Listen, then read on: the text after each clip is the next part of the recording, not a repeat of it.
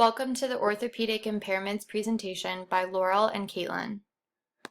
According to IDEA, an orthopedic impairment is defined as a severe orthopedic impairment that adversely affects a child's educational performance.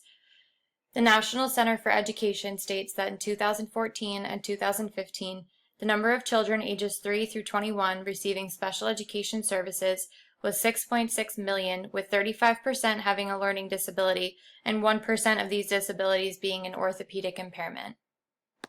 Orthopedic impairments can be broken into three major groups, including a neuromotor impairment, a muscular/skeletal condition, or a degenerative disease. An evaluation is required for a disability to be classified as an orthopedic impairment. This usually includes a medical assessment done by a doctor. Common neuromotor impairments include epilepsy and cerebral palsy. Epilepsy is recurrent seizures, which are sudden, excessive, spontaneous, and abnormal discharge of neurons in the brain. One with epilepsy could lose consciousness or cause changes in their motor or sensory functioning. The frequency of seizures can vary, and some anticipate that they're going to have a seizure because they experience an aura, which is heightened sensory signals that could trigger a change in any of the five senses or a behavior change.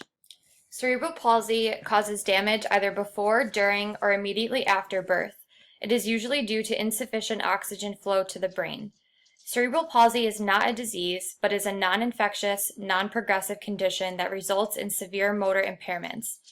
Unfortunately, cerebral palsy cannot be cured, and a developmental disability only occurs in about half of the children with cerebral palsy.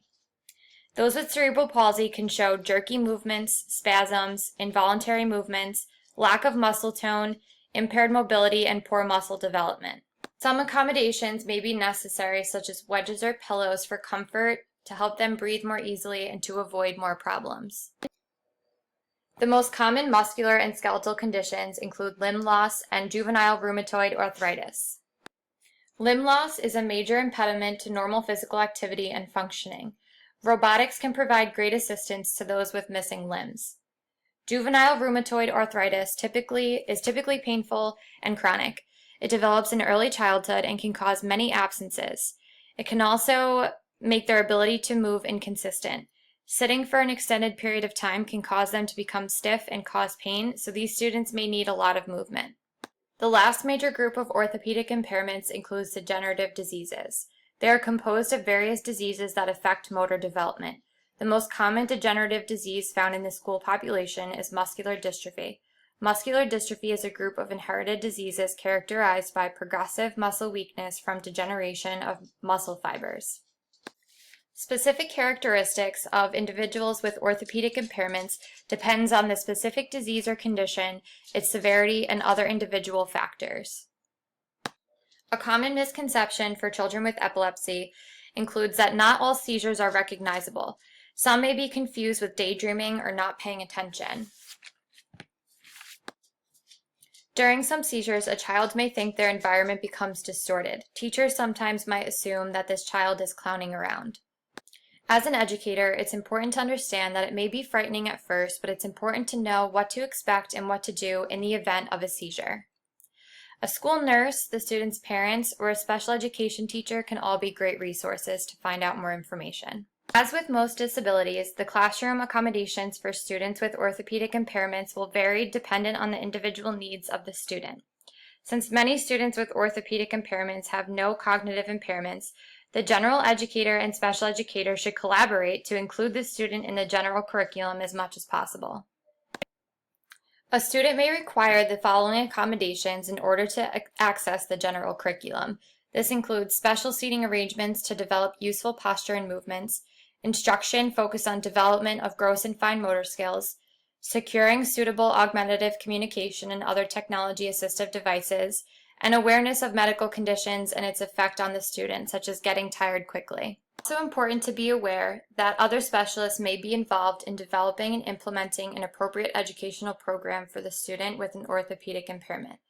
These specialists may include a physical therapist, which works on the gross motor skills, an occupational therapist, which works on fine motor skills, a speech-language pathologist who works with the student on problems with speech and language, an adapted physical education teacher who is specially trained to work along with the OT and the PT to develop an exercise program to help students with disabilities, and other therapists, including massage therapists, music therapists, etc. Various accommodations that may need to be made for students with physical disabilities. All schools must meet special architectural codes required by the ADA law and must be barrier-free. Many schools still face barriers such as bathrooms not being accessible or a class being held on the second floor with no elevator.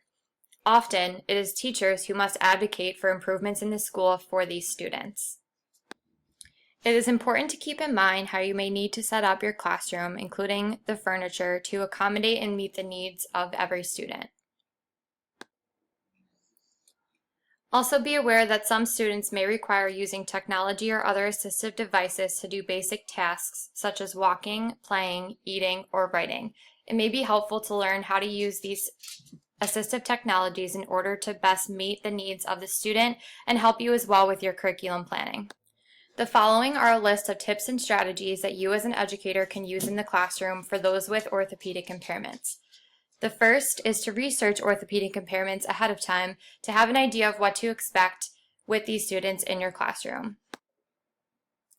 As mentioned before, it is also useful to use available resources, which may include the school nurse, the child's parents, and a special education teacher. Also, as mentioned before, it's good to make sure that your classroom, including the furniture, is set up so that it's accessible for all students and can accommodate all students' needs. It may also be useful to know that children with orthopedic impairments may also face challenges accessing transportation to get to and from school. Federal law, however, requires that school districts provide transportation necessary to help children with disabilities travel to and from school.